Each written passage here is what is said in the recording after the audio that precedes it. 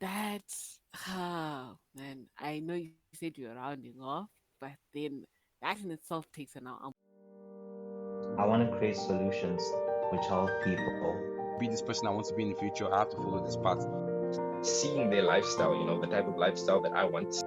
Africa's blank canvas. Paint your dreams. Welcome to today's episode. Today I'm joined by a strategic leader, innovator, a AI enthusiast, an ambassador, a speaker in her own right, a tech event organizer. Some of you might have heard of her. Her name is Ruvimbo Hakata. How are you doing, Ruvimbo? Hi, today, how are you doing? I'm doing fine. I'm doing fine. How has your week been? Interesting. It's been quite interesting on the work front, but challenges are the beauty of the job, eh? Definitely. It's always good to have people like you come on the podcast and just share your own side of the tech world. At this point, I think a lot of my listeners think I just do tech people on the podcast, but guys, I am trying to diversify into other topics. But since I am tech based, I usually have more connections to people like you. So it's how we end up having more tech people like you. But anyway, it's lovely to have you on the podcast today. Thank you for having me. I'm super excited. I mean, this is the first on my end, so super excited to It's a be here today. it's a first, but it's not the last. We all know that this is just an opening door. Definitely, but it will definitely hold a special place in the whole journey. So thank you for having me today. Okay. So before we go further, anyway, usually my first question is just who is Ruvimbo? So our listeners get just to know who is Ruvimbo. Some people know you, some people don't. Just a small introduction of who you are, what you're currently doing before we get into the meat of the conversation. Great. I was trying to wrap my head around this question, and it's one of the most difficult questions I can ever be asked in any given situation. But I'll try my best to answer it and do justice to it. So, I am a nerd, always been. I like diving into specific areas of interest, understanding them, breaking them down, trying to reverse engineer them, and just applying them to the world that we live in today. So it spans across different industries. So I heard you with the introduction you gave. I know that was from my LinkedIn. And with all of that lined up, it can be hard to conceptualize who Rimvodili Hakata is. But just think of me as a nerd who has a deep love for technology, for history, for financial services, and for education. And with that, I work mostly in strategic positions where I contribute my knowledge, I contribute to research, I contribute my time to various projects for work, for volunteer initiatives, as well as for conversations like this. So that's who I am. I like to think I'm approachable, but definitely I've I'm just a big nerd who's happy to have a conversation about a topic that either I'm passionate about or another person is passionate about, and we can just dive in and explore. The biggest reward for me is making sure I make an impact in whatever I do. So you find me in different industries, in different spaces, and within those, all I'm there to do is make an impact, contribute, and make sure things just go the way that they're supposed to, or at least close to that. Thank you for that. Like you said, that is usually the hardest question anyone ever asks is like who are you? And I love the way you explained yourself. You know, you're a nerd first and foremost. You love just learning new things, and I think in the world we live into now, just learning new things is very important since we're in a fast changing world. So you just hearing you saying you're so enthusiastic about it, just always learning. Doesn't matter which field you're in, whether it's tech, whether it's finance, you're always just willing to get yourself learning. So as we stay on you, just tell us, how was it growing up in Zimbabwe? A bit of the educational background, like just growing up in Zimbabwe, Everyone's got a different struggle in Zimbabwe, but can we hear yours? Okay. Interesting. So, growing up in Zim, I grew up in the same neighborhood I stay in right now, and I went to schools that were nearby. But the one thing I'll take out of the neighborhood I grew up in and how that made me is a sense of community. So there are people who know each other here that have known each other for ages. And there are those relationships between your parents and the neighbor that is 3 roads away, the neighbor next door, their children, and their children's children.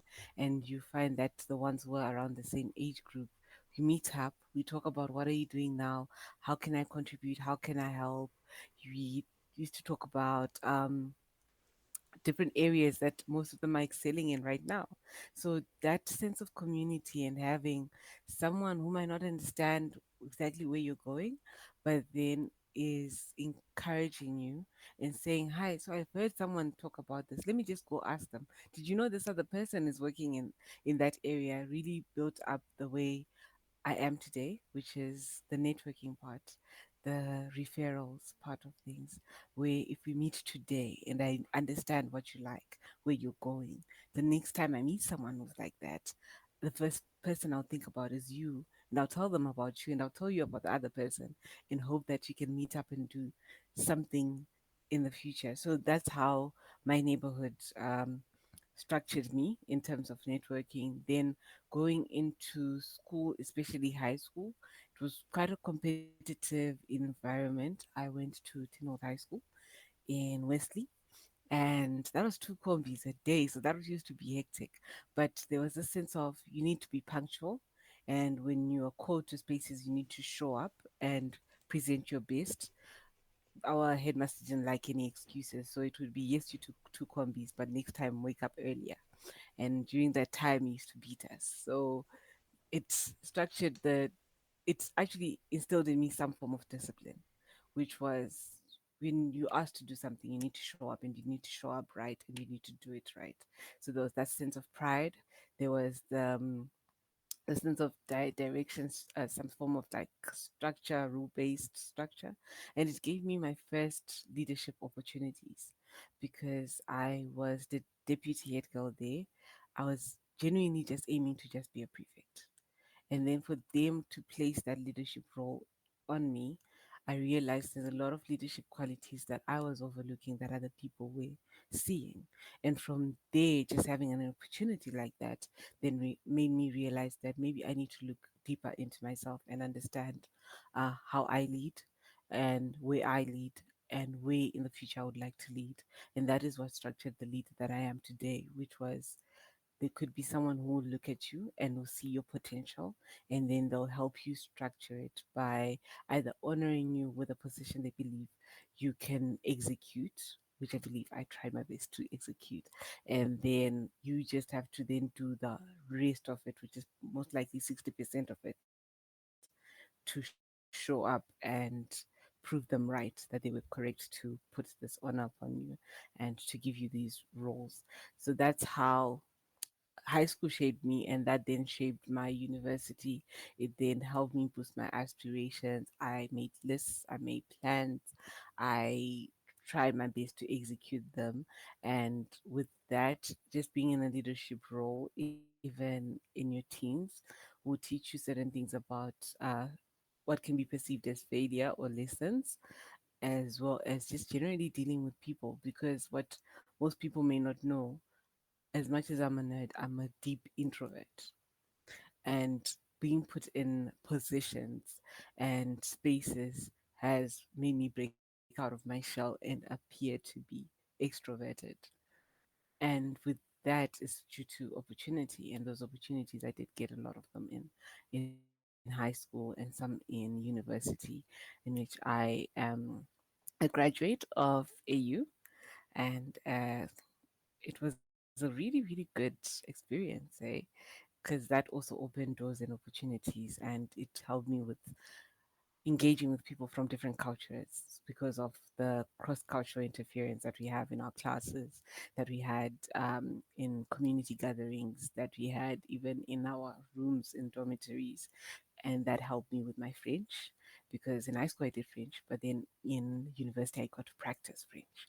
I also got to learn Portuguese. I got to learn a bit of Kiswahili. I got to interact with people from different cultures and be able to have a conversation and find a middle ground and just realize that, hey, we're one. So that brought out the whole concept of Ubuntu, and I enjoyed it so much to the point that to date, I work with regional teams and I can relate with them even though I've never seen them. And we're talking about 15 different countries for one of the organizations that I consult for. And that, for me, is something that AU gave me, an opportunity that they gave me, and I'm utilizing now. So, growing up in Zim, most of it has been blessings, if I look at it. There's been some hardships. Like getting into uni was not easy, especially with the fee structure of Africa University. So that was quite difficult financially. And yeah, it was a lot of tough times, a lot of tough years there. But we made it through, we graduated. And now I look back at that experience and I realize that part of just the human experience is hardship. But within that hardship, right at the end of the tunnel, is this big, big, big blessing that you're going to get. This beautiful opportunity that you're going to get. You might not see it at that time, but then when you look back, like what I just did now, you then see the different opportunities that I had and how each space shaped the person that I am today. And I'm truly appreciative of them in that way. Is a lot to unpack.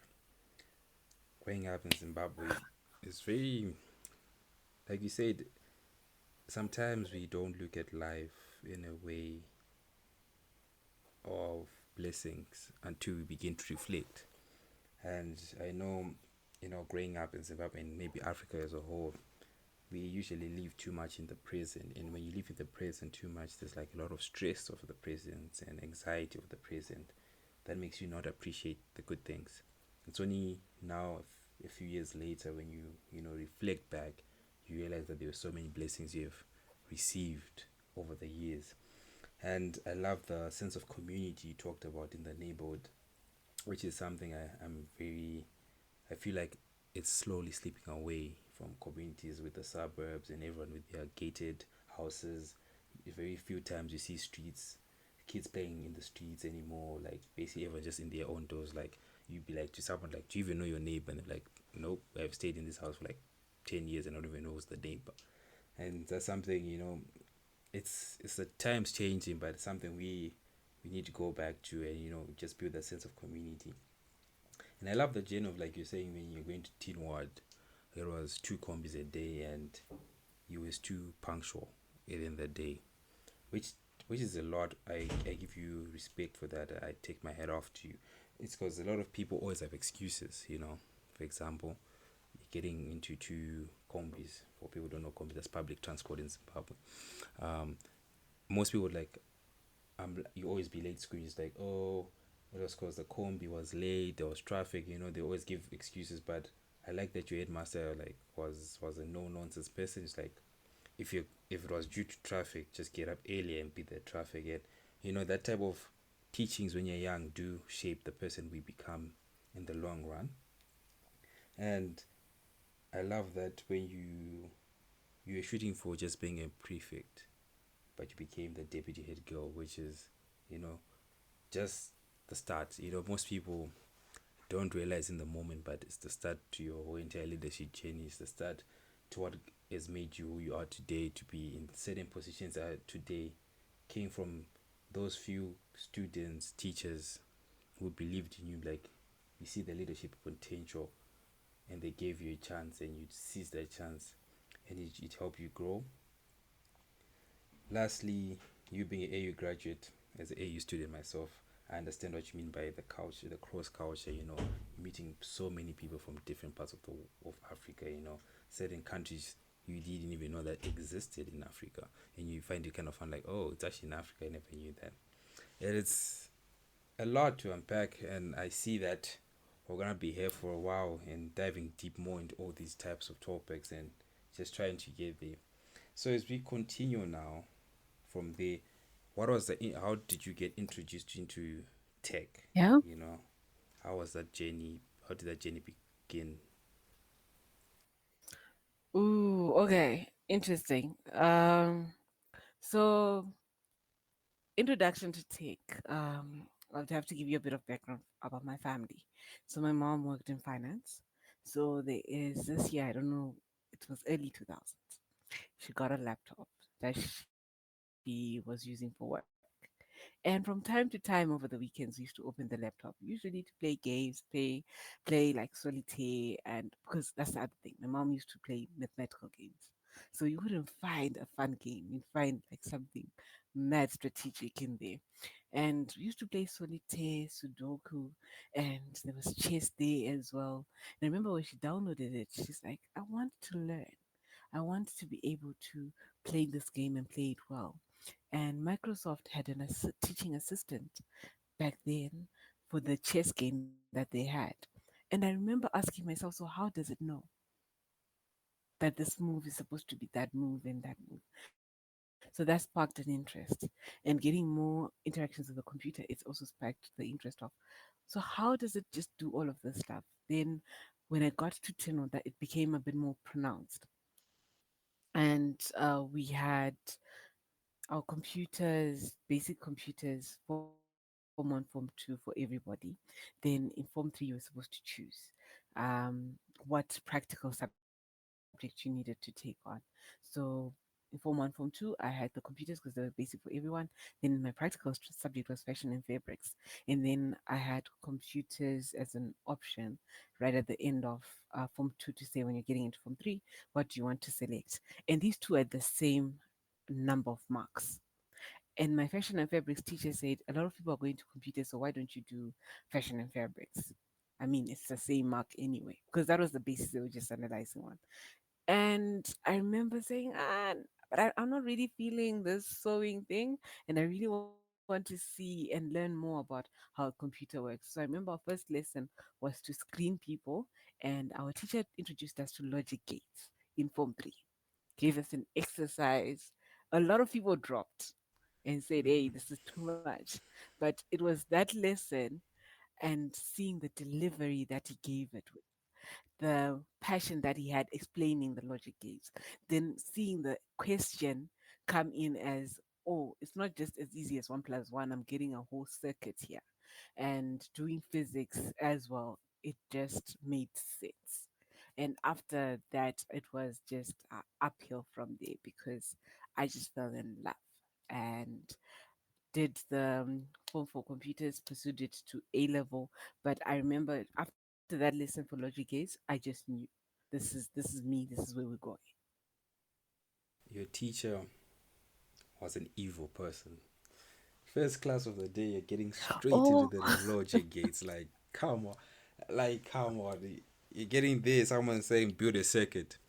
It has to come up with this result. It's like, my guy, like, are you trying to have people in class or you just don't want them to be in class? Like, what is your goal in this? But I do love what you say, that the passion they spoke with, during what they're teaching, it really, like, kind of like also made you gravitate towards the topic more. Yeah, sometimes teachers really do help us in a lot of ways, especially when they're very passionate with their topics. You, sometimes they don't even know that they're changing some kid's life, right? They're sitting in the front, mid, or back of the class just from hearing them speak with so much passion. Just like, I want to be something in that field. And I want to talk about, before we go a bit further, I want to talk about choosing your path. Because you said a lot of people were taking computer science and teachers were saying, why not do fabric and fashion? And you're like, no, this is calling me. I want to try out this first. And that's something I applaud you for. That's something very powerful. In my short time on this earth, I have had a lot of decisions made for me academically, where I took certain subjects I didn't want to take over others such I would take. and I regret it. It's only now that I'm older, I now really take my nose very seriously. And I just want you to just go a bit, maybe a small tangent. They just like, I know there was resistance. How did you, fight that resistance? Because people are saying, do fashion and fabric, and you want to do something. How did you fight against that resistance? Okay. So just to track back, when I said I'm a deep introvert, I was the type of kid in class who knows the answer or has a rough idea but wouldn't raise their hand. That used to be part of my report cards a lot. So you can imagine the computer science teacher saying, "Okay, this kid, yes, they got this mark in my class, but they never participate." I barely know they're present. And then the fashion and fabrics lady just knows me as the kid who comes through and you make her unpick. So unpicking is like redoing your seams. So you should make me unpick multiple times because I used to rush through certain things as well. The fashion and fabrics room was a nice environment in the sense that we were allowed to talk as we worked. So it really was a space to catch up, and I enjoyed the catch up part. But when it came to the delivery of the project, I needed to put in extra effort because of when I need to show up for this subject. So I'll put in extra effort and then be told, hey, go and pick and redo, go and pick and redo. So for her, she was like, this is a resilient student that I think if I structure and if I mentor, they could be pretty cool. They could be pretty good at this because they kind of like the design part of it. And I did at that time. So you can imagine standing between two teachers, both elders that you respect, and you are asked, hey, make a choice. I think the choice you should make is fashion and fabrics. And this is from someone who is standing strong and standing on business and saying, hey, I want you in my class. You can look at this some other time, but hey, just just do fashion and fabrics. And I wasn't feeling it, so I got a little bit stubborn. I just said, "Hey, I really want to do the computers, and I'm sorry, ma'am," and I walked away. So looking back at it right now, it could be, oh, that could have been perceived as rude, because I did excuse myself and walk away, but I didn't give them a chance to make their case, either of them to make their case after they asked me the question. And that's the certain stubbornness that you might need through life. So another space where I needed to make a big decision was going into uni. My A level combination was computer science, accounting, and business studies. These three because I wanted to specialize in financial technology, and I was looking at going abroad. And I was applying for scholarships, and I thought 1, 2, 3 will give me A's, and it will give me a scholarship, definitely, as compared to going into the usual, which is maths, physics, and computer science. So everyone was doing their subjects, and I remember my math teacher saying, "Hey, remember, I think you should consider maths." And I told him, "Nah, sir, Mr. Arukato, I think for me, I'm going to just stick to these three because I'm not targeting them." Then Zim Life happened, and scholarships were saying 75%, but it's 14 euros, 40,000 euros per semester.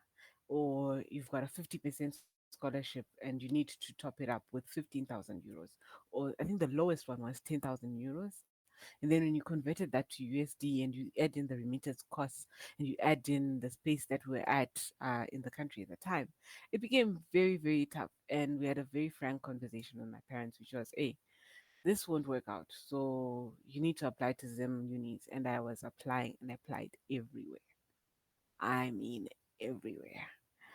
And at this point, they were very adamant in saying, if you don't have maths, you don't qualify for computer science degree.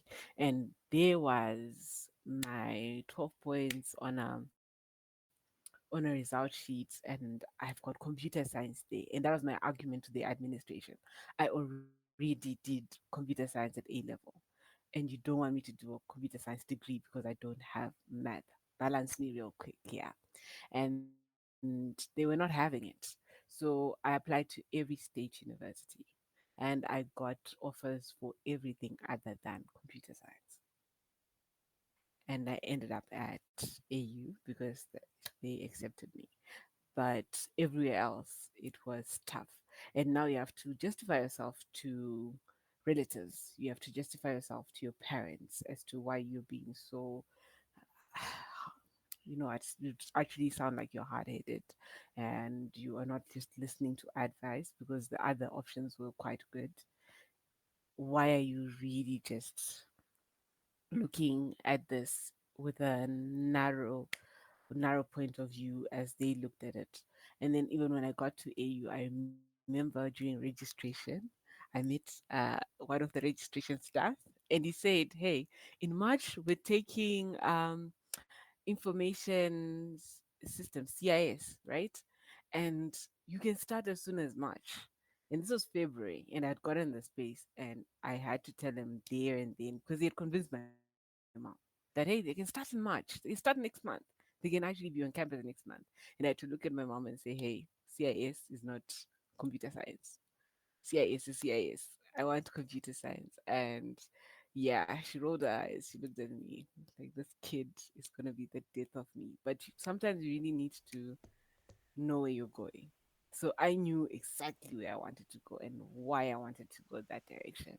And it was pretty tough having the conversations because they were also really tough conversations, which are look at the financial aspects, look at the other logistics and additional costs that you'd be incurring if you to go to these other different schools, and look into the degree program that you want. Is it realistic for you to get it given that they want mathematics? And at that time, at the back of my head was, if I don't find a university that will take me without mathematics, I'd rather write A level mathematics as an additional subject than to take up any other degree program. So you can imagine as a parent how unrealistic that sounds. Like, so you want to take lessons for a whole year to do mathematics so that you can do this one degree. Are you saying? And I got that question a lot. I even got cousins asking me the same thing. But once it goes and it comes full circle, I'll come back to that conversation with them and say, hey, you see where we're going? But yeah, it's been hard, and there'll always be tough conversations around it because the industry is also not as easy. So you find people who graduate with the same degree program and they make it instantly, and then you also get some people that would take years, and then for some they might actually divert and even branch out and pivot and do something else. And the question then becomes, so why did you do that other thing in the first place? So yeah, that's been my journey, and I've really had to defend what I wanted to do quite a bit. But the university one, I think that was one of the hardest fights because that came with a lot of lectures, a lot of lectures and phone calls. You gotta be stubborn, say what you mean, and walk away. I think that's something some people might overlook. That's why I have to say it again. Because in that moment, you had two people trying to say something to you, and you just became stubborn in that moment. Like, this is what I want. You have to deal with it, and you walked away. And like you said, you didn't even give them a chance to, set their case. And sometimes that's what we need to do, because I feel like people are stubborn, then they let people say their case and they get swayed. But sometimes you just have to be logged in and just like, if I'm going to regret it, let me regret it on my own terms, not on someone else's terms. And your journey home seems like you had to be stubborn a lot of the way, because so many people, especially you trying to apply for universities out there, and when you're doing well, 12 points at A level, everyone thinks, everyone expects you to do something more in life, Oh, you got 12, 12 points doesn't mean, most people say you're not supposed to be learning in Zim, you're supposed to be out there. But life itself is not as easy as it is, like you're saying. Like, yes, you're managing to get the scholarship, but the shortfall is just too much to cover, and it's very difficult. Then comes to a situation where like, okay, it's fine, doing it outside the country is not working, let me try and Zim, and you're getting there like, oh, you can't do this degree because you don't have maths. but you're there also just being stubborn, like, but I have computer science already. And I think a lot of us who's been to university, A level computer science covers like the whole entire first year of university computer science. You're just repeating everything you did in A level. So it's so funny hearing people like, you can't do that because you don't have maths. And it's just so funny. I do really resonate a lot with your story. Even I also had ambitions of leaving the country. Like one of my last options, like I'm going to Zambia, then still didn't work out, and that's how I ended up at AU. And the journey itself, there's a lot of yeses and nos that do come in our way. And for you, one thing I really applaud you again and again is that you you became stubborn in the right way. You know, you're not stubborn for the sake of being stubborn, but you're stubborn to lead into your goals. Because at that time, for example, when you're signing up for AU and your mom was being convinced by the lecturer, like, oh, in March she can start in CIS, and you're like, no, mama, I want to do computer science. CIS and computer science are two different things. In that moment, people didn't see the bigger picture. You know, it's kind of like, oh, you know, if you start university early, you know, you get to pay, you quickly get to finish early, you know, but it's like, no, no, no, no, no, no. It's something that I don't want to, you didn't want it to be something that you regret in the near future. Like, oh, okay, guys, I did say yes, but, you know, I think that's what usually leads to depression sometimes, you know, like you're doing something because you're just doing it for the sake of doing, you're just going through the motions, and usually that leads to depression. Um, that was an interesting tangent we went on there, and I feel like a lot of people learned something from that statement of yours of just being stubborn, say what you want to mean, and walk away.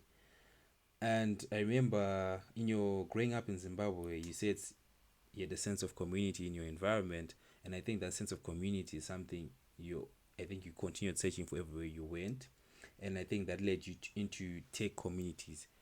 So how did you start your journey into tech communities? Oh yeah. Oh, tech communities. Oh, fun. Fun story. So this combines the community from home and also the work that I was doing at high school. In high school actually, at Sinod High. And we used to have these prize giving days. And they used to be in the evenings.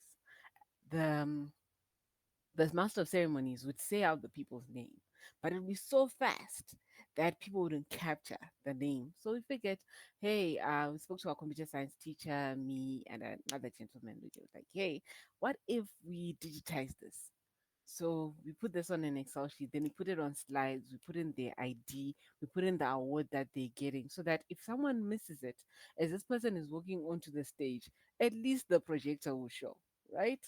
And he bought it, the school bought it. So 20, hmm, 2015 prize giving day, right? Yeah, 2015 and 2016 prize giving day.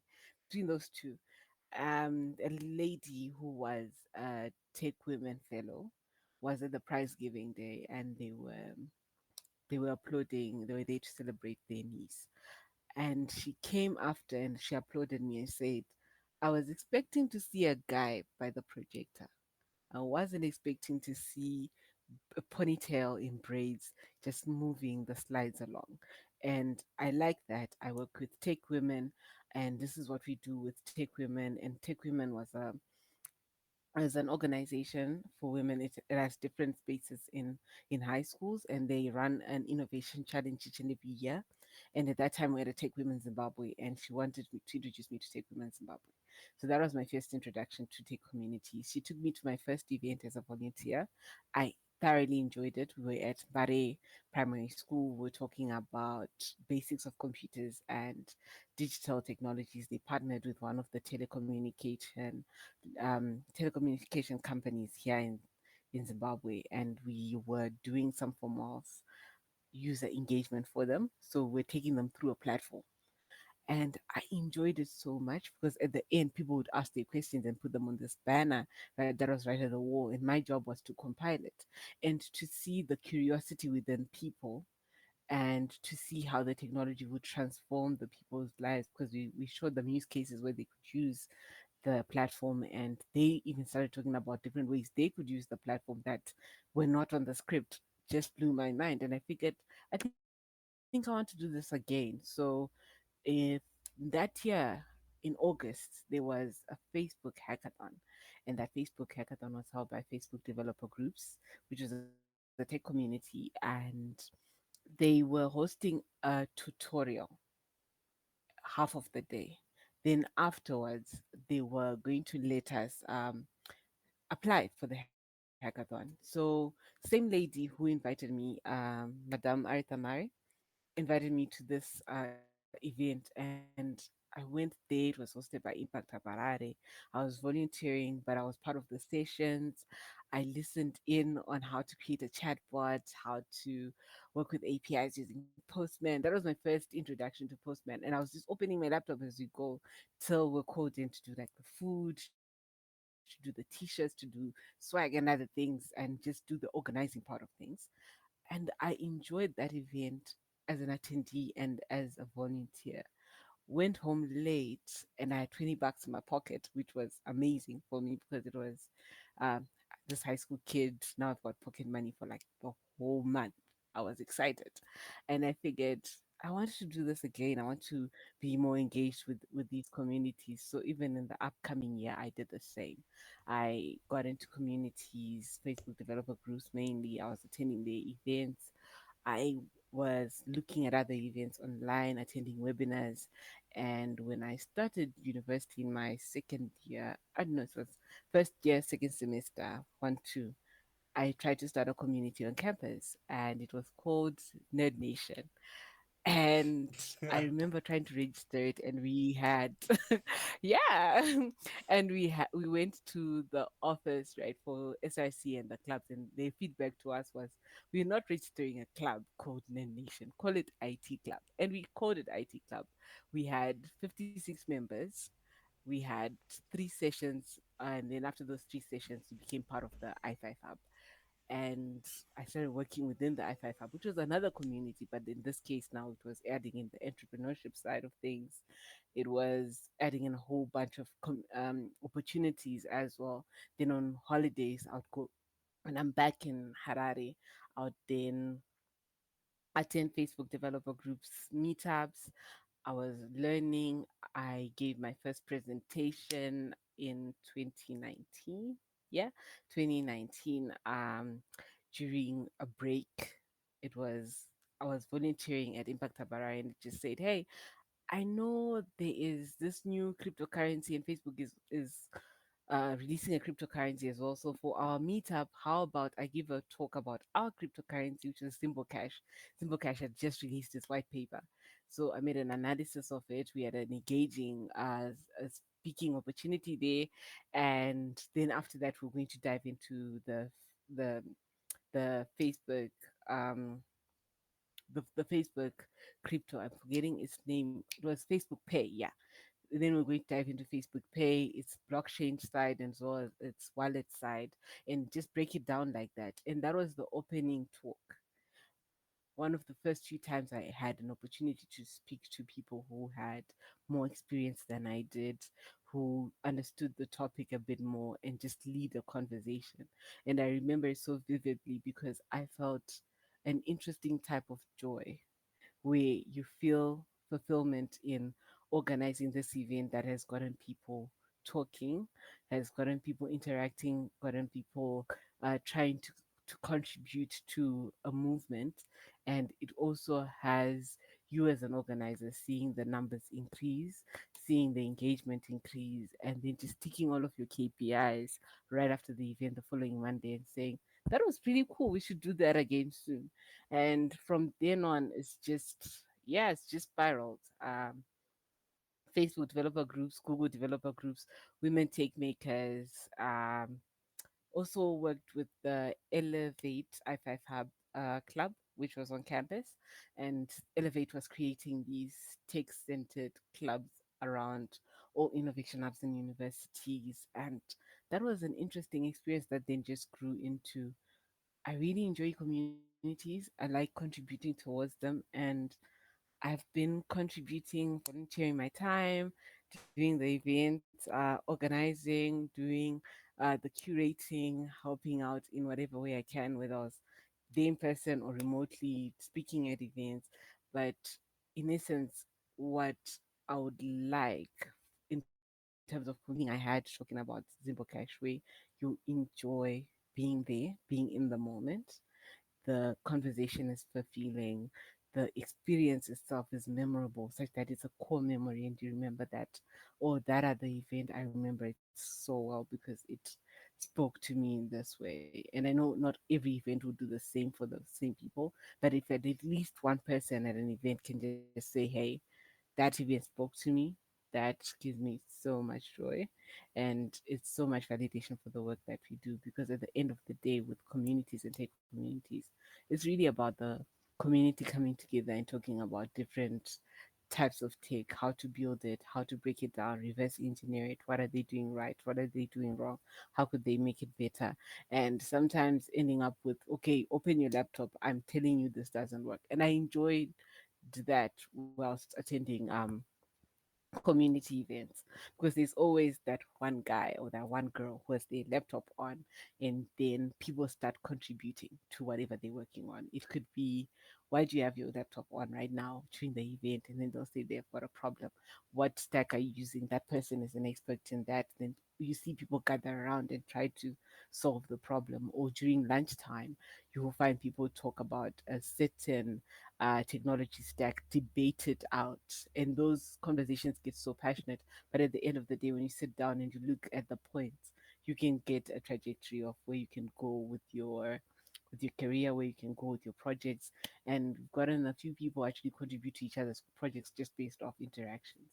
And it's been beautiful being part of the tech community in Zim, and I'm hoping to still be a part of it in the upcoming years and continue contributing and to get more people to do the same, because it's a beautiful, beautiful space to be in. You just gave me flashbacks to back in high school where we're known as the projector boys, the people who had to just press next on PowerPoint presentations as people saying the national anthem or a hymn in assembly.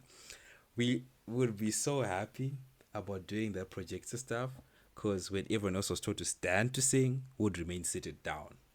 So would never used to stand. So even if the headmaster's like mad, it's like after you sing a hymn and says no one is sitting down, you guys are already sitting down. So it's just like we are not part of those people.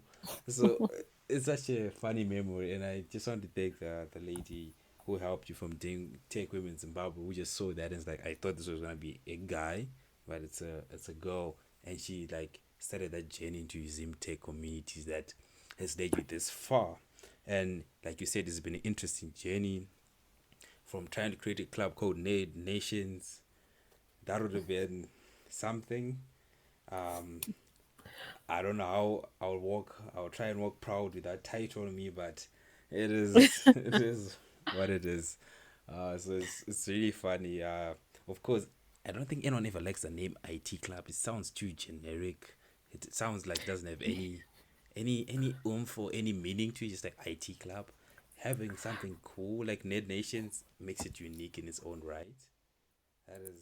You know, the thing is, the pushback didn't just come from the admin. It also came from the students, because they said, "Hey, man, I'm going to go to attachment." So my co-founder, Anthony Wata, was two. He was getting into his tutu, yeah, and he was thinking of attachment, and he said, "If I'm to write onto my CV that I started a club on campus called Nerd Nation, wouldn't look right." And then his classmates also agreed with him, like, it's not gonna look right. The final years agreed with him and said, okay, yeah, it's not gonna look right. But within our first interactions, even as a club, it was quite interesting to find that there were different people at like different levels. We had final years, we had all the way to one ones, we had teaching assistants, we had everyone. And the conversation would start maybe on one thing and then trickle down to something else. Like, hey, I've got an assignment that I can't really wrap my head around, but you guys did the module. So how do I um get past this problem? And it becomes a collective effort of the trying to get the correct solution so that they can submit a better quality assignment. And it became a community in its own, where even before meetups, people would nod in the corridors, nod in the DH, or just walk up to each other and say, "Hey, I saw you in the meetup, at the club meetup, and I wanted to know if you know about this." And the conversations would just spiral, and it was so great for the for its 15 minutes of fame within the computer science community. And then it became IT club, and it became more formalized, and it just sort of died down over time. But I do hope, I really do hope, now that there's a Google developer groups on campus at AU, that they still keep that vibe going on where they're doing projects, they're having a blast, and people go from being just people within the same degree group or in the same faculty to becoming friends, acquaintances, to business partners in the future. Those people missed out on the greatest CV of all time. I started a club called Need. Like guys, I've seen a lot of CVs with the weirdest club names on them, and people still got jobs within the day. Because I feel like it brings personality to the club in a way. But like you said, things then fizzled out, became formal. And yes, I'm gonna do a shameless plug. Google developer group, Google student developer group at AU is doing amazing things. I remember we last year we participated in the solution challenge. I think was it last year or this year, where we built a translator for for Burundi. So that was the language called Kurundi. I'm mistaking the language because the language and the country name are kind of the same. It was an interesting topic. It was something, if people want to check out, it's somewhere on the internet. Yeah. It's it's something out there. So yeah, and I remember the first time I met you was 2022. Sort of the 1st of May, sometime in May. You guys were Hmm. hosting the women function at Rubik, and I happened to arrive there so early, and I was like the only guy in an all-female event. That was like such an awkward situation there. I was like, I was there to support, but in the format, it was like I was the only one there. I was just like, I think, I think some things I should just let them pass me by. But luckily, as the event came, as the event when Jonah arrived, George arrived, Brandon arrived, and more gents came to support the event. It was the first. It was my first taste of a GD Google developer group, especially Harare one. It was very interesting, and I think that's what maybe some people want to know, since you are one of the leading team leaders of the group. How has been your experience in Google Developer Group? Like, how did you enter that group? How did you, I wouldn't say work your ranks up to it, but I said, like, the growth in that group, how did it help you evolve as a person? Oh, that's such a good question, eh? Okay. So, yeah, I remember we met at it was an International Women's Day celebration, and we had a lot of high school students come through. And the guys are always late at these events. They arrive later on. They like to do a grand entrance. So when they saw you early, just thought, okay, so maybe today the guys are gonna be early, and then we realized no, that's not the case.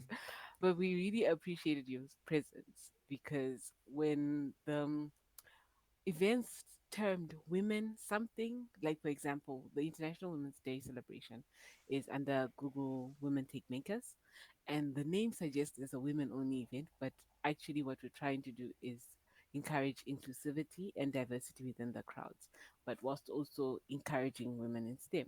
So if guys pull through, that is top tier. That is great, because that means that the diversity is there. Even the messaging around the invites to the events would have all genders are welcome. It's just that the event is hosted by women take makers. And that is pretty cool, because you were there and you'd seen, I remember you said you had seen the post somewhere, and that drew you to the event. So at that particular event, I was volunteering for women take makers.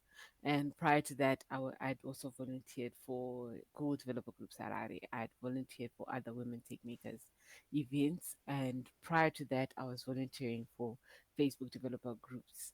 So the trajectory within the trajectory between within the communities was just made from Facebook developer groups all the way to Women Take Makers, then Google developer groups Harare. And because the community is also relatively small and people know each other or they know someone who knows you, it's easy to then say when you get to an event, oh, I've met Brendan. And then Brandon will introduce me to George. And the next time I'll see George at an event, and George will introduce me to maybe Sean, and Sean will introduce me to somebody else. Or I met Pamela, and Pamela will introduce me to Crescentia. Crescentia will introduce me to Shinky.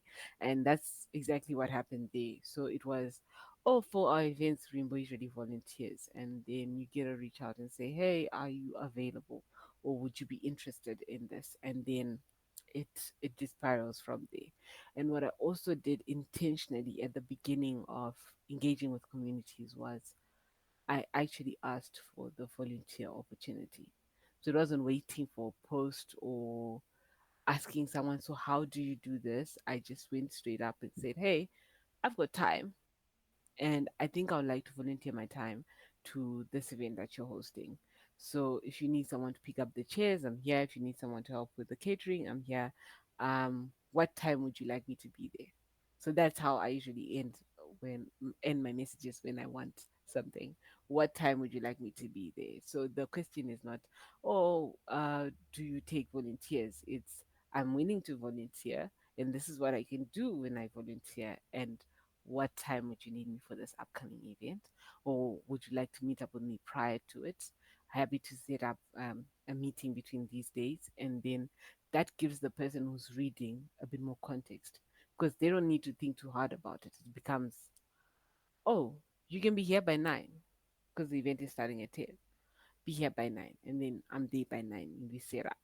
And then from there, it can be, thank you for helping us set up the next event. They'll actively reach out to you, or you also still do the active reach out till you have made that opportunity or you have created that name for yourself to get your experience in volunteering for these events, because part of what you're asked as you become an organizer for Google developer groups, or if you're becoming a Women Take Maker ambassador, is do you have any prior experience organizing events or working within communities? And most of it needs to be tangible and quantifiable.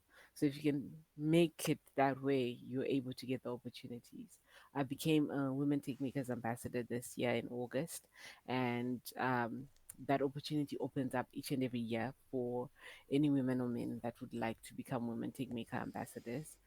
It opens up in February, and then once it opens up, anyone can apply, and then from that application, you then find out in August that whether you've made it or not.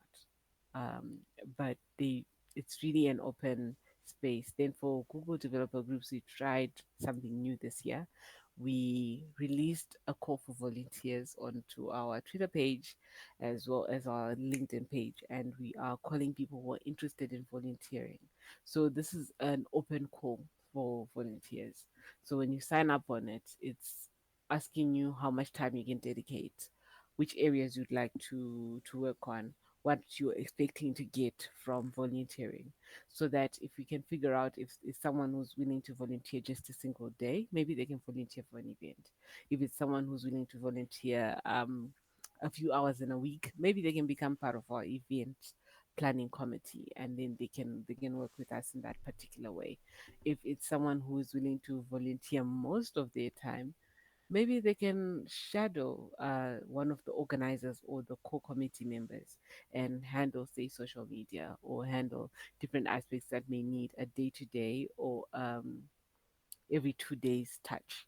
And in that way, we have our community engaging with um, with the rest of the community, and everything's not centralized on a single organizer or centralized on a single team, but there is just a chance to grow and learn, and also learn from others on how they actually get to do it. So say you're curious about how organizers run events, what steps are taken, to go to our Twitter page. It's GDG Harare, and you can find the post that's there, which is a sign up for volunteers. It's going to be a Google form. Fill it up, and then we'll review it and get back to you with some with some feedback on ways you can volunteer or whether we'll be reaching out to you for the next event once the calendar is made. But yeah, it's been a lot of going for things and being intentional about the opportunities that you want to have, because I was quite curious on how these community events are organized, and I made sure I volunteered in that aspect to find out what is the planning process, what is the funding process, what is the execution process, what is the post event reporting process, what can be improved, what can I add, and how can I contribute. And that has been the journey, really. It's been a lot of volunteering.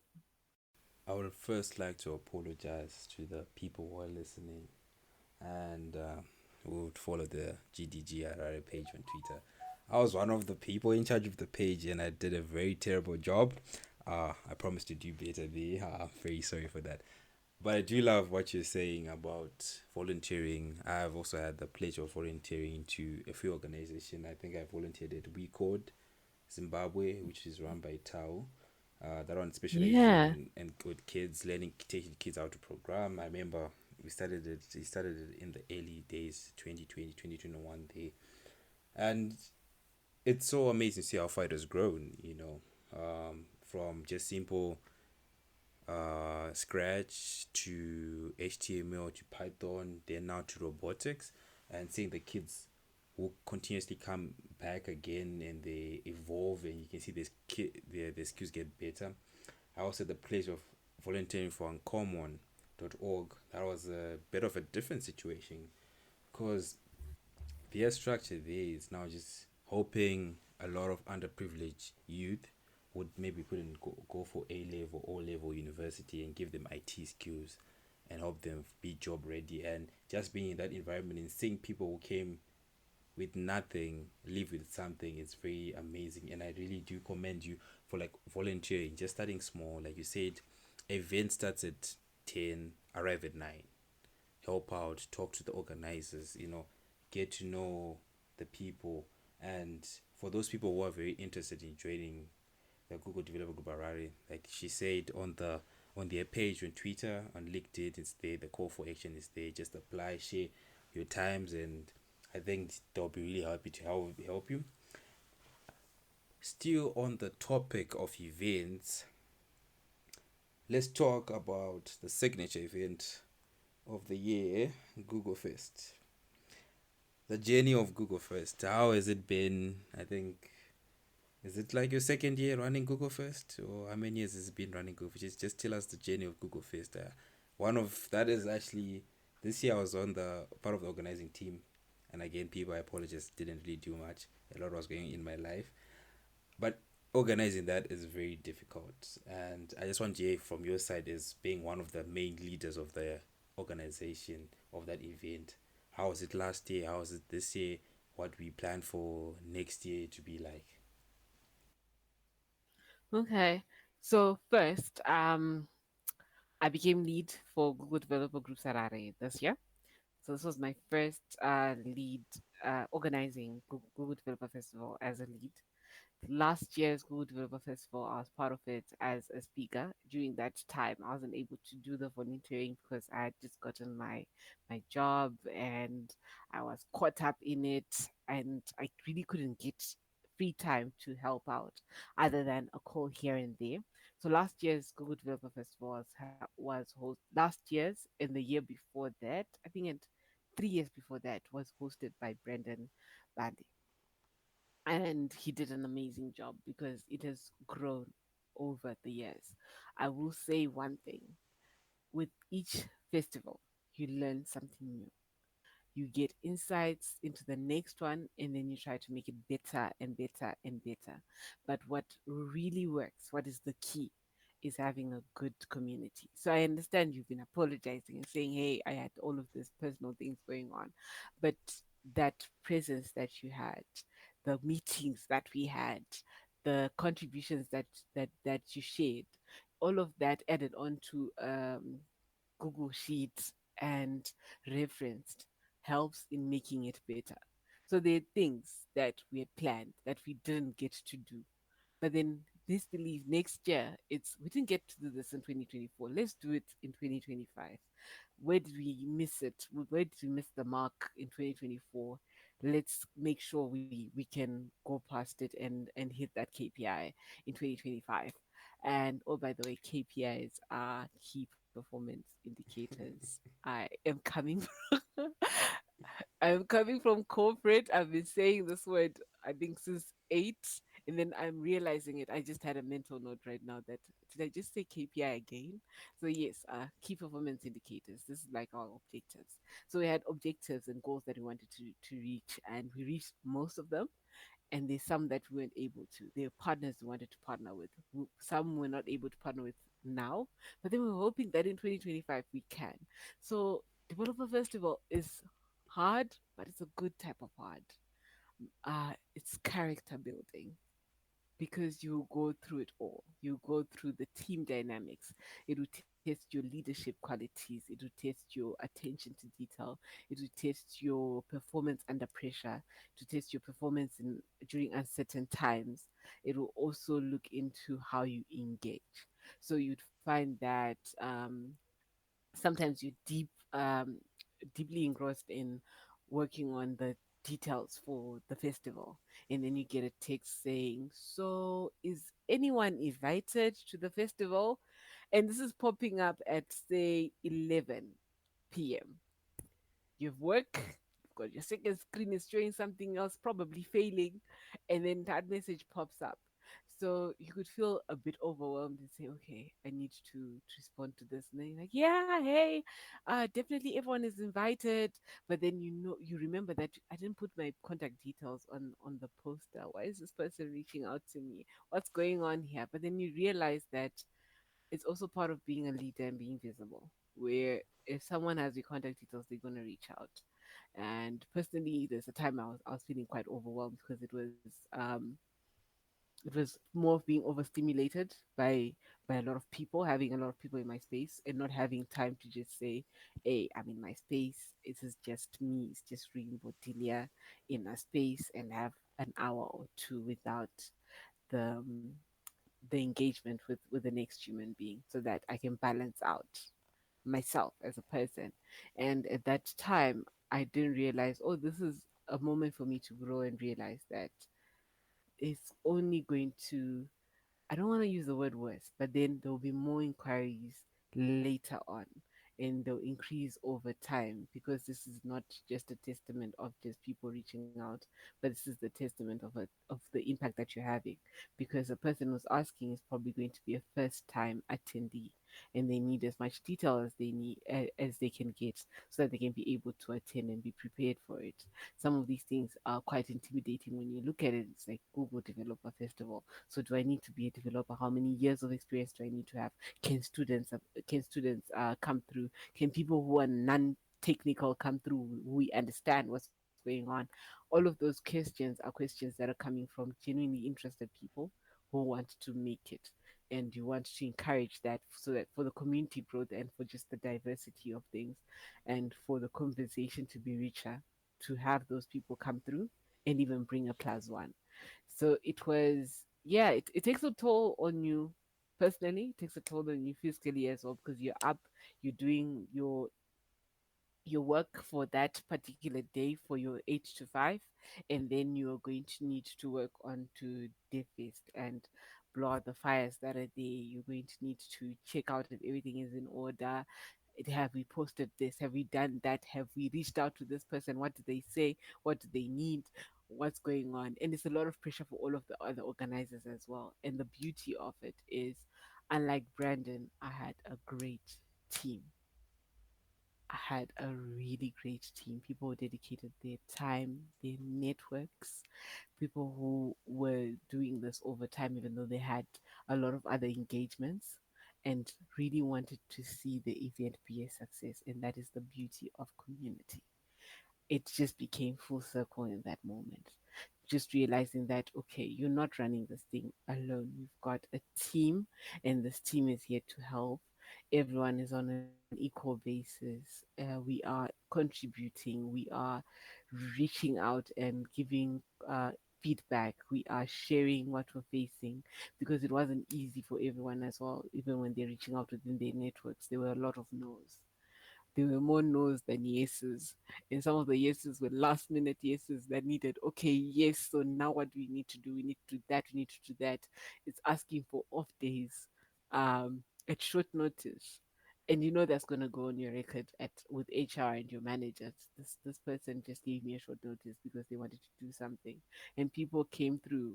Friday was a work day when we had the hackathon, and we had organizers come through, manage the hackathon, help the hackers do the content, post the content, and then early morning on Saturday, they were still there showing up.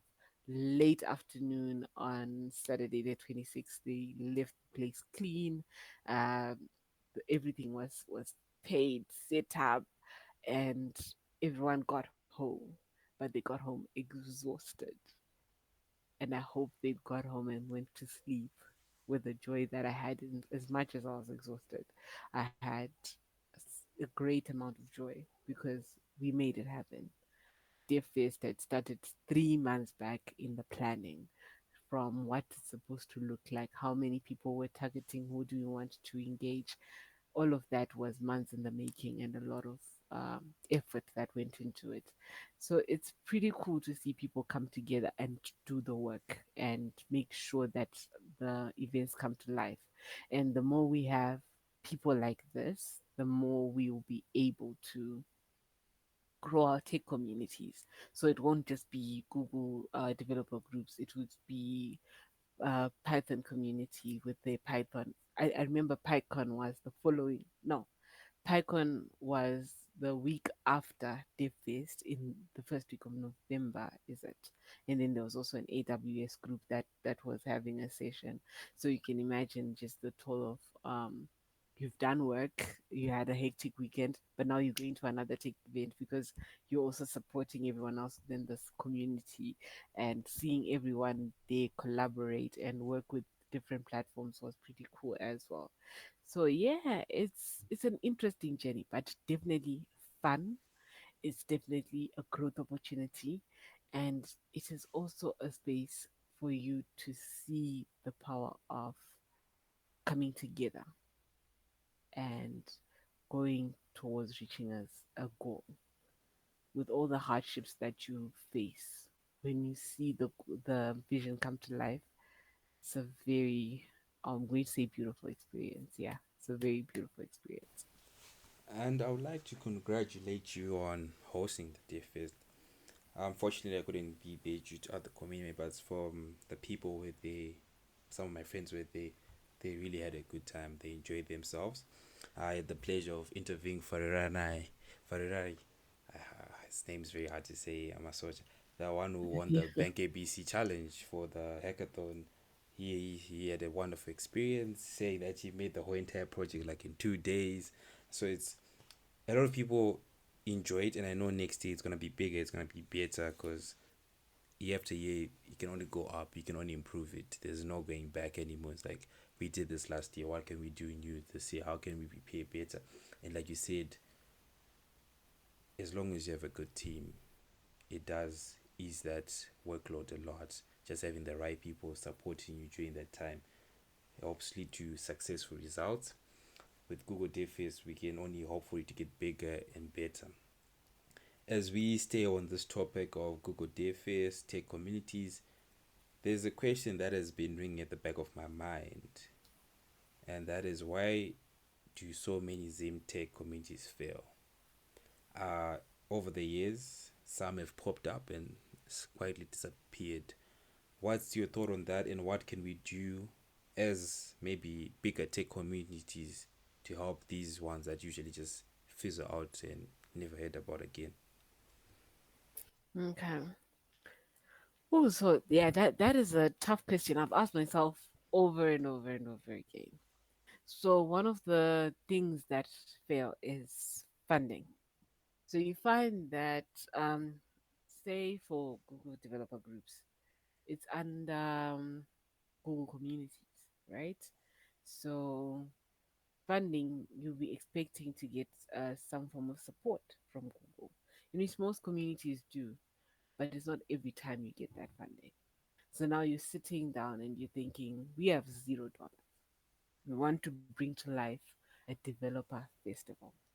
If we charge it on the developers, how much are the developers earning? And then you look at your own salary, you look at the market salary average, and you ask yourself, so can this person pay this much and be able to have a seat at their feast, be comfortable, eat, and be able to socialize without any other hindrances?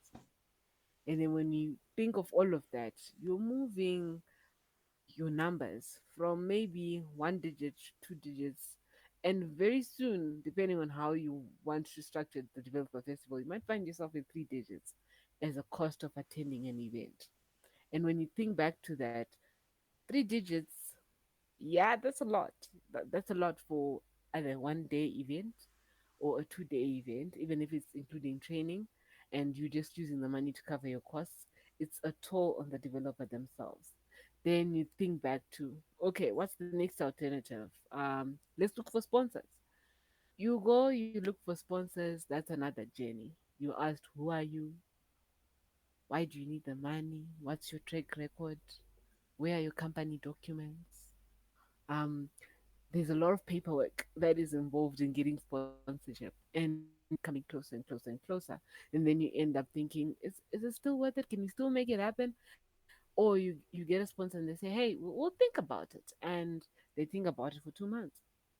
Now you don't know whether to start planning or not to start planning, and you sort of in the middle there, because there's certain actions that need to be done prior to you executing the event.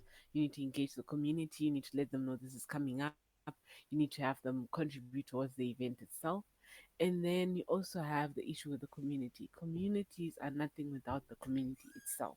So if the community is not engaging, right, it's very hard to then boost these events. So you find that in some of the groups that I used to be in years back, can I highlight that this is years back? You'd find that you'd have a lot of people that are very opinionated, but will never come to the events. So you have a lot of criticism. Hey, you did it on the wrong day. Your timing was wrong. You didn't even give us food. They made us drink masoe juice. 20 different complaints, right? And then the next event, the the community, the tech community leaders ask, so what do you want at this event? Here's a long list of things. They deliver a bit, like just maybe three of those things. Maybe we have a list of 10. They could deliver six of those things and the other four. Same people complains about the four, but they never even attended the event. These were stats I used to just run, being in communities, saying, this person who talks a lot, next event, I really want to see who this person is. And then you see them complaining again, and they're not there. Or they come and they leave early. So they don't get to see the full picture, but the complaints are still there. These guys need to be doing this, these guys need to be doing that, and you compare it to come to other communities in other countries whilst you're in very different spaces. So you could be in SA, they do that and they do that and they do that. But when we all comes back down to the numbers and the stats, I realized it's the three things that I mentioned. It's the funding that you receive, it's the sponsors that you have available and how easy it is to get the sponsorship. And then it's also the community itself. So if the community is not showing up, it's very hard to keep a community alive. You share opportunities, nothing comes back. You share spaces of engagement. If you're not getting constant positive feedback, it's going to be hard to maintain the community as a community leader. Over time, it's going to be hard to maintain the community itself. And then there will be the exits in the group. And then from the exits in the group, the community will die a natural death. And people will either migrate to the next new community that is trying to keep the Zimbabwe tech community space alive and contribute there, or they are going to just forget about it. So at the end of the day, it's looking into these three aspects. If the community is sharing back the feedback, which could be, hey, I think we're tired of introduction to this, introduction to that. A lot of us maybe have more experience, so want to look into these other topics. That helps community leaders. Um, if it's the community saying, hey, a lot of us are starting out, so maybe could we do an introduction before you guys just dive into let's create this? That would be helpful so that we can be able to have more confidence approaching things like hackathons, things like challenges, or even a community repository. And then you might have someone who's intermediate saying, I'm done with introductions too, but this other thing is a bit too advanced for me. I'm looking to get maybe a leadership role, so I want to enhance my soft skills. How can I do that so that I can be able to become maybe a senior developer or a team leader and be able to report these statistics or report um, these events that would have happened during the development life cycle to my supervisors and people who are non-technical. So with just those three groups of people, in which they're actually multiple, because even within those three groups, there are subgroups. If the feedback is not coming through, this could be just generally via community engagement, answering questionnaires, answering polls. It's very hard for the community leaders to know what the community needs. So you end up with a mixed match of let's just see how they'll react to this. We've done something for intermediate, we've done something for advanced, we've done something for beginner level. So if you get to the event and you're really unhappy about something and you don't share it with us and say, hey, I think we need to do this next time or do this next time, then it helps out. So an example is Google Developer Groups Harare had an event in Batanai Gardens. It was Google I/O extended. Our estimate for the number of people that came was tripled. So before people even arrived, we had 50 chairs. We had over 150 people attend that event. It was an organizer's nightmare in terms of budget because it's, oh, so we need to feed these people. Let me call the caterer. So yeah, you have the team calling the caterer like 5 times. Oh yeah, so about that, please add 20 more. And then 30 minutes later, oh yeah, I need you to add like 30 more. And the caterer is also on edge saying, but you paid me to cater for 60 people. Now it's 150, and then you have to reach out to them, make the payments right then, which brings back also the issue of the community itself. So the community also involves the organizers. If it was just one person doing all these runarounds, they would definitely have a stroke somewhere. Because now you need to manage the speakers, you need to manage the caterer, you need to manage the finances, you need to manage registration, you need to manage every single person who's asking you a question. We had ventilation issue because now the venue was smaller, it got hot, very hot. So aircon was turned on, but still it got hot. It became a sauna. So now it's managing. Okay, now that it's hot and people are getting uncomfortable, let's speed up the speakers. Let's try and do this. Let's try and do that, so that people can be a bit more comfortable. And when catering comes, we can be able to serve and round off before the venue itself starts charging us more for the duration of time that would have spent. So it's having all of that in mind, knowing that there are many dynamics that come to managing a community prior to events, during events, post events.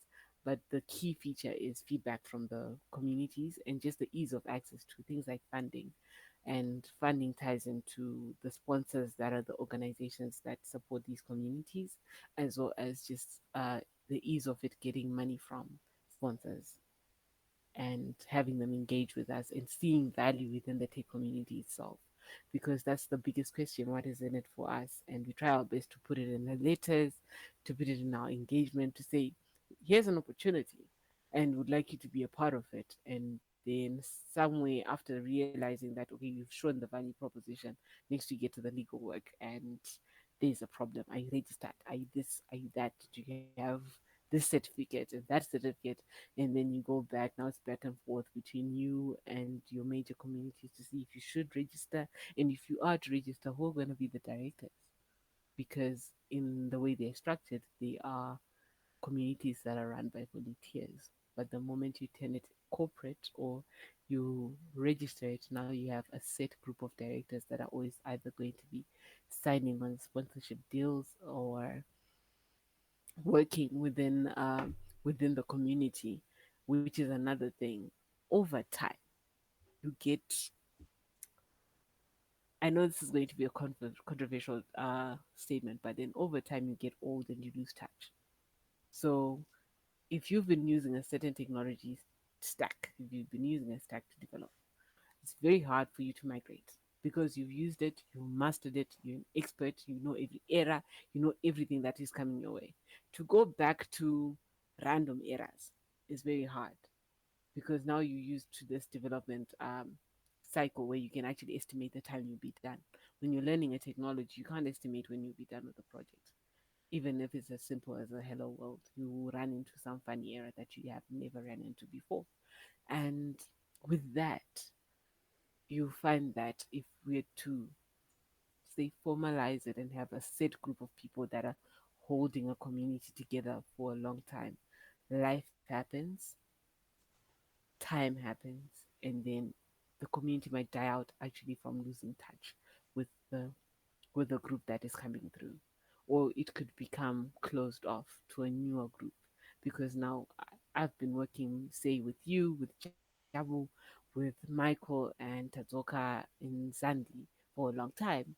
So if we run it for the next 10 years, there's a high chance I might not meet the next Ruvimbo because probably we'll be doing the same thing for those 10 years and we'll get stuck in our ways if we can't migrate and rotate our leadership within communities. And it might not mean all of the leadership, but just having fresh new ideas that can challenge how the community is run, how it engages with others. It could really, really help in keeping communities active. Very interesting take that you've given, that as much as we want to have as many communities in different fields and focuses, it all comes down to the funding. Yes, you can meet as a small community for like the first couple of times, but usually people always want that one big event at least once a year where we get to meet up and maybe focus on something specific than just our normal group day week to week meets. And in that in itself is very tricky. And like you said, the amount of paperwork you get into when you're now starting to look for funding, not everyone is backed up by Google. Even though you're backed up by Google, you're saying that sometimes you do not get the funding. You need to find other ways of funding. And one thing I would like to bring out is that saying of saying I can get 9 out of 10 questions correct, but everyone will always focus on the one question I got wrong. And that's what you're trying to bring up. Like you can make all these events, but the people always criticize them and bash them even though they haven't been there, or like you said, they left early or something like that. And it is very sometimes demotivating, sometimes leading to, just makes complication because maybe that person has got a big platform and they're dismaying people from trying something new that can lead you into drastic measures over the time. And you're saying sometimes even with planning events, you underestimate, you overestimate, those are all its own problems. But all we can do is learn from each other's events as time goes. What did DevFest do? What did PyCon in Blue do? What did AWS do? What did another group do? The more we just learn from each other, we can better ourselves. As we continue and begin to round off our conversation, I kind of had to dig deep into the archives. And somewhere in the internet, there's this idea that was birthed called, I don't even know how to pronounce it, Kwiktill payment solutions. Oh man, yeah. Kwiktill, yeah. Quick, Kwiktill payment solutions. That's uh, my baby right there. how was that learning experience? I see that you even applied for the Falling Walls Lab Zimbabwe. How was just that experience from idea to MVP to production? Then maybe I don't know if you're still doing it. If you're still doing it, how has it been? If you're no more doing it, how did you let go and move on to other things? Ooh, that's man. I know you said you're rounding off, but then that in itself takes an hour. I'm going to try my best. to summarize it. If you Take your hear time. me Take your rambling, time. please stop me because this is like my baby, my passion project. So, just to get the facts straight, Kwiktill was an initial idea by Eugene Kuzai Jamo. And how I met Eugene is he sent out an application form for a computer science intern, right? Who had, yeah, it was computer science intern really for Netro Electronics. And I saw this ad deep into lockdown and I was still looking for attachment. I had unfortunately lost my initial attachment due to the lockdown, and I was looking for attachment at that time, and the date for application had passed. I looked at it. I remember it was IRR jobs. I looked at it and just said, but this job is for me.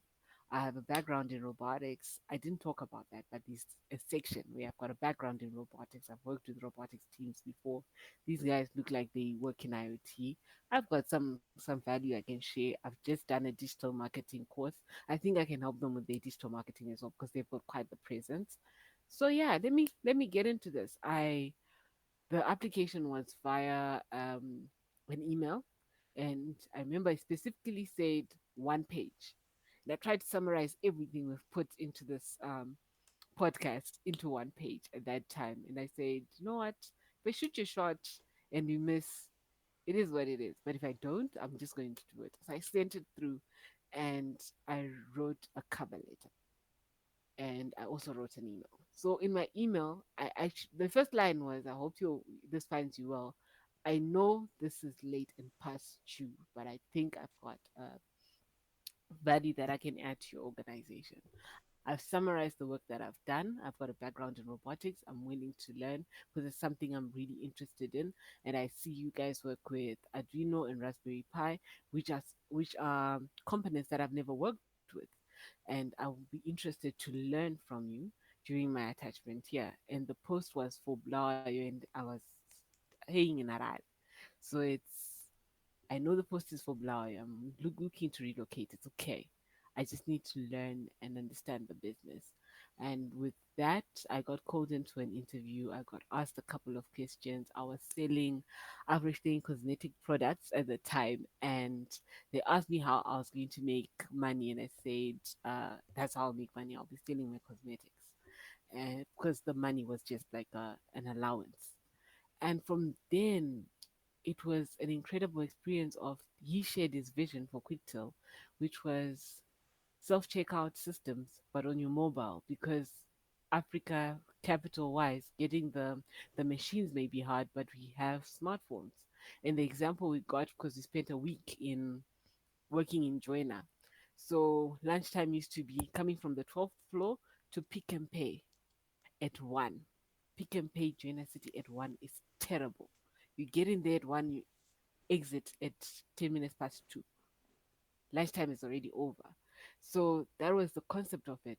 Like, it shouldn't take me this much time to just buy a loaf of bread, some polony, and some juice for the office, for all the interns.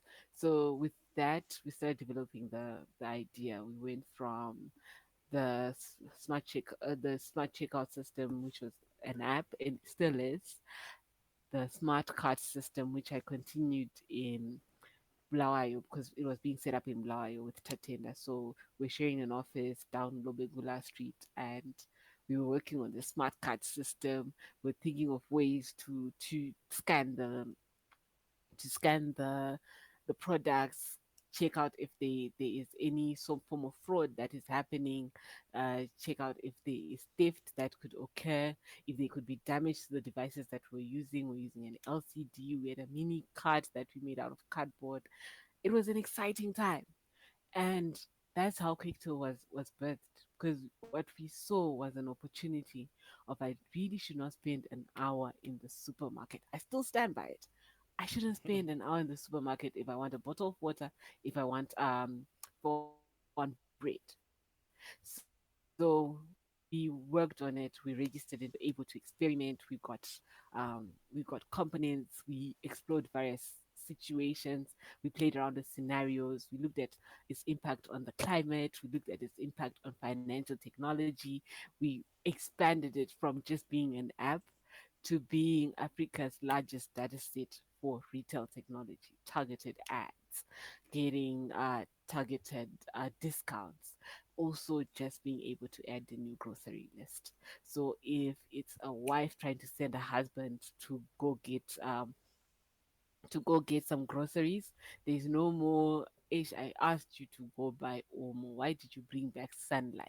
You know, or I asked for Colgate and I actually meant Colgate and not Aquafresh. I didn't mean it in the Africanized term where we could use a brand to we could use a certain brand name to relate to a product name, like especially in detergents. So it's that asking. So that was our initial ad, asking your husband to go buy something and they actually get the thing you asked for because it's there on the app. And then once you're done, it's a digital receipt. So now the process is everyone. You could be elderly, young, walk into a store, you pick up the products that you want, ideally just a few products, or even a whole cart. As you go, you just scan the barcodes, you get the price, and then you're able to walk out after making a digital payment. Your EcoCash, 1 month, one money, your bank card, you zip it. It was all integrated into the app. And additionally, from that, there were no more price surprises because when we were setting it up, 2021, 2022 was a time where you would walk into the store, you would see something written 1000 ZWL. You get to the counter, it will be 1051 ZWL. So if you don't have that amount of money, now you're calling in and then they do that thing that they do and call out void, and it's slightly embarrassing when they do that as well because the light goes on, everyone looks at you, the people in the queue are annoyed because you asked for something to be voided, and then when the manager gets there, they reaffirm to everyone else that it's a void. And if you have to get it done twice or 5 times, then you really look like you're not organized. But in actual fact, the price that you saw on the counter wasn't the price that you heard on the counter, it's not the price that you saw on the shelf. And it's not your fault. And these supermarkets also having a challenge in updating these prices. So we created a whole ecosystem for it, which was you start off with the price updates, automated, straight from an Excel sheet, one upload. So it was looking at an organization that has like 59 branches. If they update the prices at head office, all 59 branches, as long as they're connected to the local store network, the price tags would change. So it would move in time with the inflation. It would give the customer enough satisfaction to just know that if I walk in and I use my app, I'll know the exact price and I'll be able to make a payment. So even someone who wasn't going to use a form of digital payment could just use Kwiktill as a price check app. And it was so diverse and not specified for one single store. We had our challenges talking to the large retailers. We also had our challenges working with smaller stores which have limited space, where ideally using the app was meant to make things faster, but then using the app became made things a bit slower in smaller and tighter spaces because now someone is stopping and they're trying to scan and that's taking up time. So that means they're in a single section for a long time while someone else is trying to access it. We had an interesting campaign where we went to most of the malls that you know where it's same levy. We went to Arnold shops.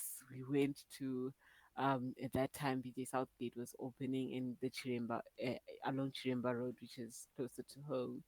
And it was just going there and walking into a store, introducing myself, my team members, and this is what we can offer you. Are you interested? We could give you a free demo, and we're giving out demos left, right, and center. It just didn't work out the way we thought it would, but it's definitely did not die down. So what we actually did is we pivoted. So we're coming back in 2025 stronger, louder, and better because we've got a plan. We've got a niche that we identified, and we're going for it. So it's quite exciting just knowing that we still have plans for it and we still want to do it. I was rambling, was I not? Kids, that's why you should do your research, you know? It's coming back in 2025, bigger, better, and just can't wait to see it. It's always interesting hearing your point of view in these applications. I've had the privilege of talking to so many Africans who are doing things. People from building social media apps to apps that help with tourism to Spotify competitors, and it's always nice to see the innovation people have and their reasons. I remember my conversation with Beat Barrow, the streaming platform. It was like he was like, I'm in the UK and I miss my Zimbabwean music. And back then it wasn't as accessible Yeah. as it was on Spotify as it now. But back then it was like that was his market. Like get all the Zimbabwean, especially the artists that are not well known, that do not make it on Spotify or the bigger platforms. Get them on a platform there that even if you're for outside the country or the continent, you can still enjoy them. I remember Maringo. It was a social media application based off crypto. They were trying to do something with blockchain, having a platform for the consumers, by the consumers. I remember Afro Seeker helping with travel and tourism in Africa, helping in the tourism application.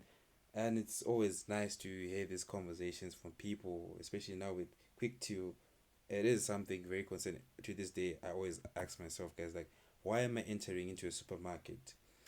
It's fully loaded and there are three tills opened and you can see the other like five are just closed. Like why people like do am I the only one who's saying these lines?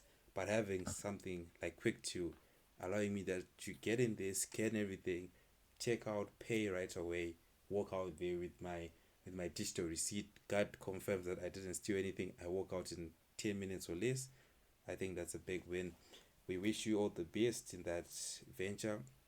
We'll be supporting, waiting for it to be released to the public so we can also enjoy the benefits. Big question now.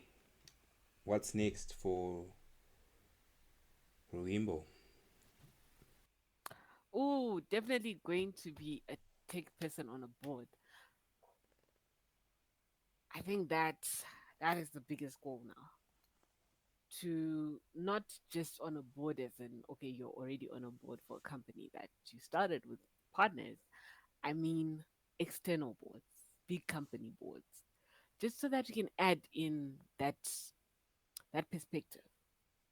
I think a lot of conversations can be shifted when you have someone you trust, someone who knows your business, someone who is rooting for you on a board telling you about a technological advancement that you need to look into and saying we need to allocate money towards it. Because now it's not just a consulting company trying to get money out of you. It's not a payment out really. It's we have asked you to be on this board because we see the value in having someone who is well versed in technology and has a background in businesses and our business is run, or even if they don't have a background in how a business is run, some of these things you learn and they are rooting for you and they can see where you can take it. You could have processes that are taking you a lot of time. They can look into it. We have conversations as tech people and just people in different industries. You could have a pain point that I could know exactly how to solve or know someone who knows exactly how to solve it, and it can be done within a conversation that can be pushed to a board and then can result in a contract for someone else. We get a lot of contracts that go out to India, that go out to Mauritius, that go out to South Africa, that go out to as far as Israel from Zimbabwean organizations. And then we also have a group of people who work for people in Spain, in Portugal, Argentina, USA, UK, the UK as a whole. Like they could be working for a company in Ireland or even as far as China. So we've got the talent and we are still subcontracting because maybe whilst we're sitting, none of us in that board know the talent. But if you've got a tech person who is engaged in communities, they'll know someone who knows. They just need to ask. It's different from a finance person asking something to say, hey, do you know a company that does this? Their network might not know, but then for someone with a rich network like that, will be able to derive a local company that can deliver the same results or even better. So I'll give an example. There's some organizations that are looking for ERPs, and when they get these ERPs, they say, "Oh, we now have to do this other thing and that other thing because you need to account for our currency differences, or you need to do this thing outside of the system because now you need to account for currency exchange rates and this and that." And that particular ERP doesn't account for it. But if that ERP was made by a Zimbabwean, this believe that ARP will be able to accommodate six plus currencies, convert across all of those currencies, give you options to select rates, give you options to select reports so that you can look at your business the way we look at businesses, which is if I'm making six sales, they're going to be six sales separated from my USD sales. Then I'll make a consolidated sales. And then from there, I can even make other sub consolidated sales with other currencies so that I can split it and visualize it and see how my business does in different currencies, how it does as a whole, and how we are working towards having a stable cash flow. You see, was this paid? Was this not paid? What form is it in? Is it in my EcoCash wallet? Is it in the bank account? Is it where is it? All of those questions that can be answered by someone who's got context. And the talent is there. The talent is working for people outside, and the companies are hiring people outside to work on these. As well as if you've got a tech person on the board, they can even tell you what to ask. So if they were looking at get, because we have some people say, hey, we tried to contract local companies, they didn't deliver, but it's the delivery points that you gave to it that could be questionable. But if you've got someone who's well versed, the delivery points would be specified, they would be contextualized, they would be detailed enough such that if you are looking for a system that does ABC, there would be key points that under that ABC that will go from maybe 1 to 10. So maybe for A, they covered five of the key points that we wanted covered, and they didn't do the rest. And then for B, they did all of them. For C, maybe they did all of them. So this is the exact picture of where we at with the project, and not just we asked them to do ABC and they didn't do ABC, and that is being measured by they didn't do 100% of A and B and C.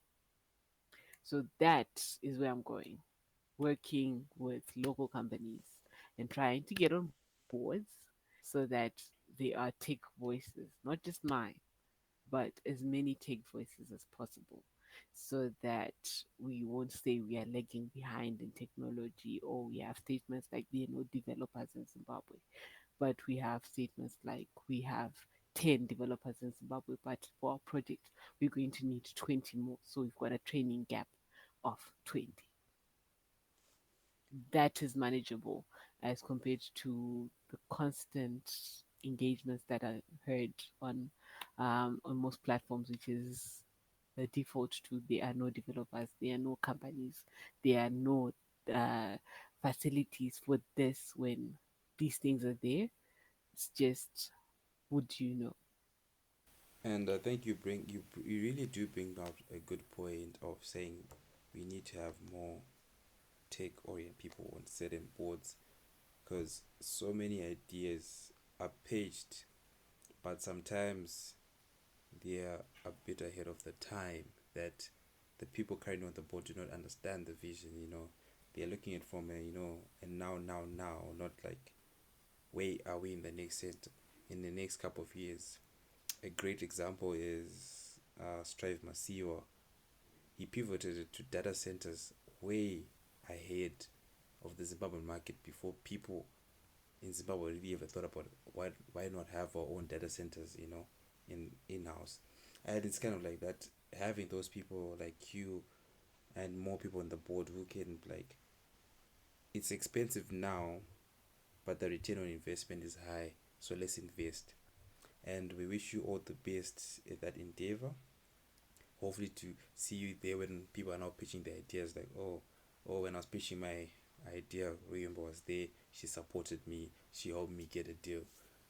And just to close off, can we just have a few words of encouragement to our listeners out there? Sometimes just hearing someone's words of encouragement from just based on how they grew up, because I know a lot of people have resonated with you. A lot of people want to be you. A lot of people want to go where you are going. So just having those words of encouragement from you too does help them. Okay. So I would say it's okay to feel lost at times, because I think in this podcast I spoke a lot about I knew I wanted this and I knew I wanted that. But then prior to knowing, there was a season of uncertainty, a season of jumping between maybe I should, maybe this, maybe that. And during those seasons, it shouldn't be hard on yourself and you look at someone else who knows uh, the direction they want to take and what they want to do and why they want to do it.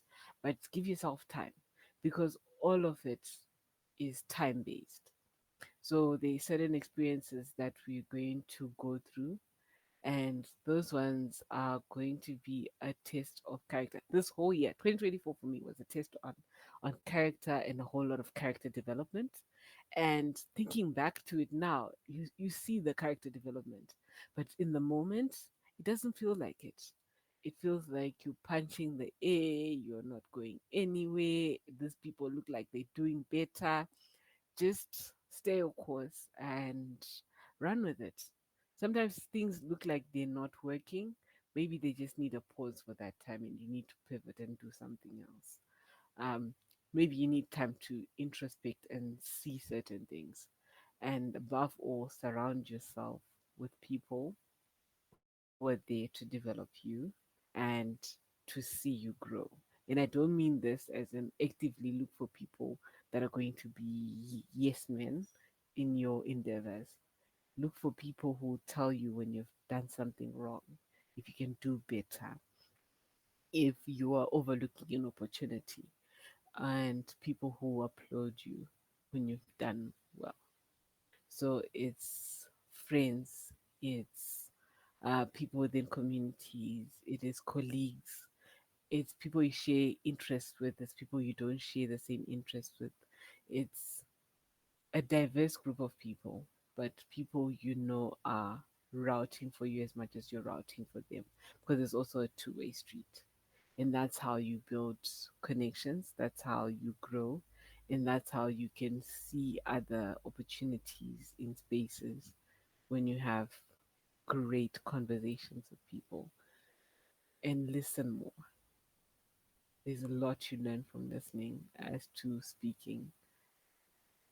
So those three things really. It's okay to be in a season of uncertainty. It's actually important. It's necessary for the journey. And then get a network, a positive network that reaffirms what you're trying to build. That will help you in days of uncertainty. To also help you on very hard days where you question why you're doing this in the first place. And from there, just make sure you keep going and you keep at it and you be in a very good space. So I'm thankful to a couple of people, and I really some the successes, the lessons that we've gone through are contribute are they're more of um contributions and a combination of what people had contributed to the situation and how they have engaged with you over the years and within that time space, so that you can grow and become a better person. Yeah, I think that's pretty much it. Thank you for those words of encouragement. Like you said, it's okay to have a season of uncertainty. If something is not working, sometimes in that moment you just need to walk away. You gotta build a very good network, not of just yes people, but people who are there to hold you accountable, to motivate you, to push you to be better. As we close today's episode, I just want to thank you for taking your time to be with me, to have a conversation about your life, GGD, or the plans in the future. It's conversations like these that really motivate and inspire a lot of people. Recently, I've been seeing some comments from people who listen to the episode reflecting on old episodes. You know, episode I did like 4 6 months ago, and they're like, "Oh, I was listening to this, and I resonate with this." And people might not respond today or tomorrow, but definitely as time goes by, you're gonna see people reaching out that saying that I heard your story, it really helped me out, and these are the reasons why I kind of do this and have this conversation with people. It's always interesting having people like you just sharing your stories. It just not motivates the listeners, but also motivates me, inspires me to to do better in making sure that your story is ahead. As we close, Ruyimbo, can you just give your social medias and how people can reach out to you? And you already gave out for GDG Harare the call for action, just so people can just reach out, because I know people would want to reach out and collaborate, volunteer. Okay. So for my socials, I'll say reach out to me via LinkedIn. I work on LinkedIn more than anywhere else. So LinkedIn, it's Ruvimbo Dilia Hakata. Delia spelled as Delia. And then for GDG Harare, it's GDG Harare on X.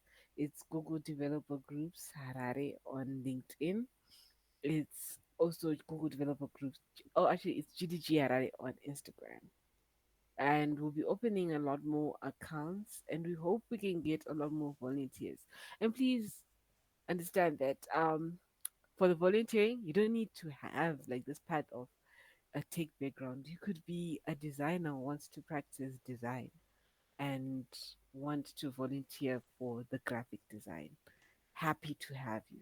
You could be a brand strategist that wants to help us communicate with our community the um, and the general public a lot better. Please apply if you want to volunteer your time and test out a few strategies. You could be someone who wants to explore leadership roles. Please do apply. There are so many spaces that you can work with, and we have really open and willing to mentor organizers that would be happy to give you an hour or two in a month to just help you and guide you through it, because part of the experience is having you figure it out in your own unique way.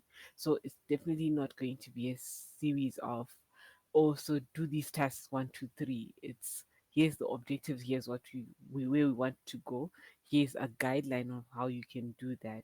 Now run with it the best way you know how. If you face any challenges, come back, we can help you.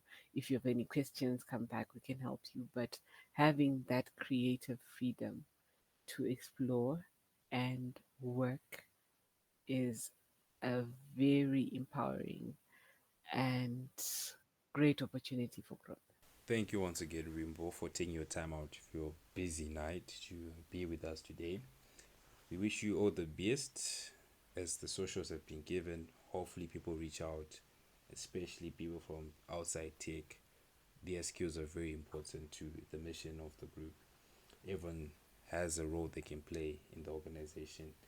Thank you, Tuturai. Thank you so much for having me. This has been such a pleasure. I have just noticed that this is most likely going to be one of your longer episodes because I've been listening to the podcast. I listened to Farais. I listened to Tadzi's.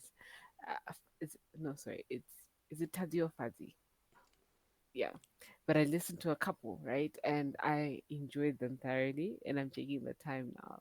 Thank you for having me, and thank you for having me for this long.